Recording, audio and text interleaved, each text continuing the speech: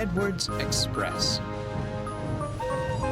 When Gordon arrived on the railway, Sir Topham Hatt purchased brand new express coaches for him. They had sturdy metal bodies, smooth bogies, and separate compartments for the passengers.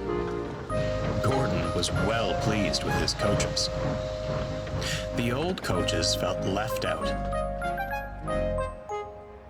Time and wear led the railway inspectors to see them as unworthy of the main line. The coaches were most upset. "Cheer up," smiled Edward. "You'll still be useful on the branch line trains." "Branch lines?" they shuddered. "How embarrassing."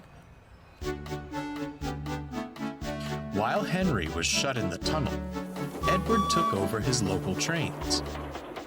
He knew all about being left behind and brought the old coaches out every chance he got.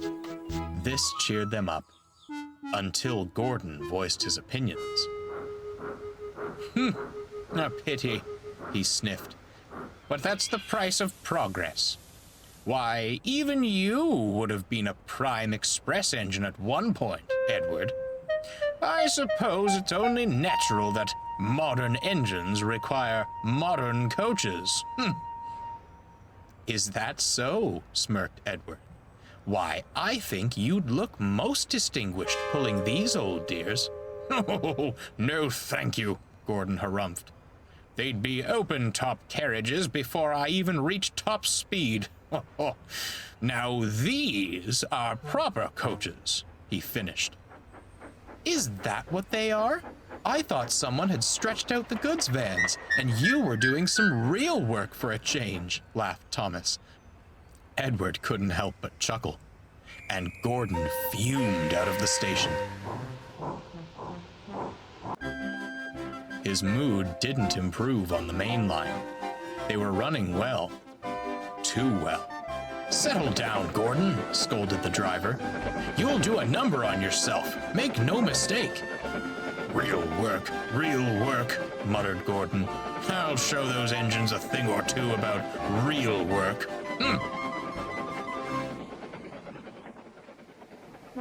The next morning, Gordon tried to leave the sheds, but he couldn't. "What's happened to me?" he groaned. The crew inspected him and quickly found the problem. "Something's wrong with your tender brakes," sighed the fireman. "And with how you were going about yesterday, I'm not surprised." "And you thought the old coaches were the ones who would fall apart," laughed Thomas. Edward shot him a look. "This is no time for teasing, Thomas. The express must go out on time." "And how?" grunted Gordon.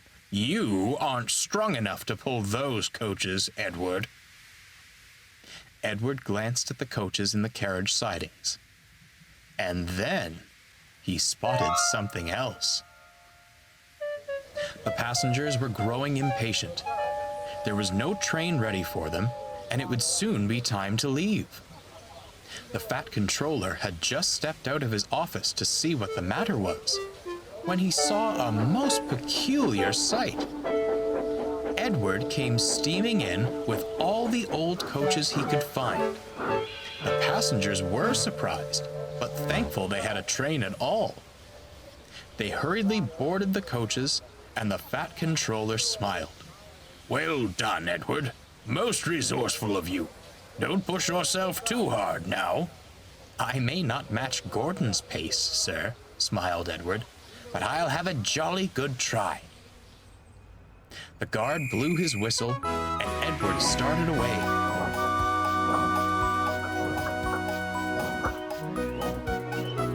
Soon, he was coasting down the main line, making excellent time. He whooshed through the tunnel, giving Henry quite a surprise. "Go on, Edward! Go on!" he cheered. Come along," Edward puffed. "Gentle and fast,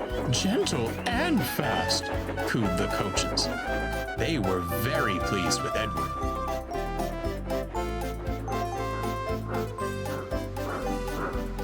At the last station, the passengers cheered and thanked Edward. The engine at Vickerstown was most amused, but looked on with admiration. Edward just smiled. He was thankful for a rest. When he returned to Sodor, Edward spoke kindly to the old coaches. "Well, dears, how did you fancy a return to the glory of the Express?" "Oh, it was lovely, Edward," smiled one. "Although," added another, "perhaps you were right. Some leisurely branch line work sounds most enticing."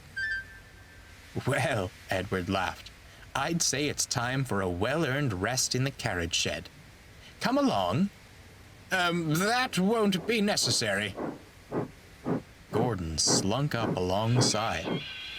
"The Fat Controller has given me temporary reprieve from the rigors of mainline work to rest my wheels," he stated grandly.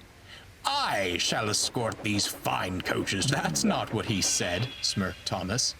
"He said you were to shunt in the yard until you learned not to be so big in the smoke box."